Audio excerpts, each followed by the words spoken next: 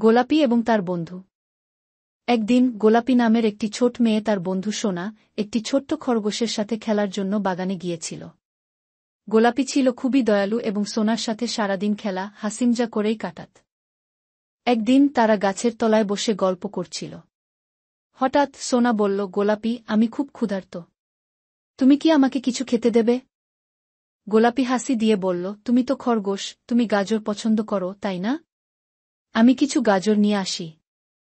গোলাপি ছোট্ট বাগানে গিয়ে গাজর সংগ্রহ করল এবং সোনাকে দিল। সোনা খুশি হয়ে গাজর খেতে লাগল।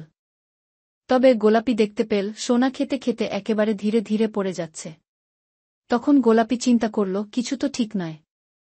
গোলাপি সোনাকে জিজ্ঞেস করল, কি হয়েছে সোনা, তুমি তো এমন ধীরে ধীরে খাচ্ছ? সোনা বলল, আমার একটু জ্বর হয়েছে। আমি ঠিকমতো খেলেই না। গোলাপি দ্রুত তার মাকে ডাকল। মা এসে সোনার মাথায় হাত রাখল এবং বললেন, এটি শুধু সামান্য ঠান্ডা। তুমি কিছু বিশ্রাম নাও সোনা, সব ঠিক হয়ে যাবে। গোলাপি সোনার পাশে বসেছিল। সোনার ভালো লাগলে তারা আবার খেলা করবে, একসাথে হাসবে। গোলাপি জানত বন্ধুত্বে একে অপরকে সাহায্য করা সবচেয়ে গুরুত্বপূর্ণ। শেষ।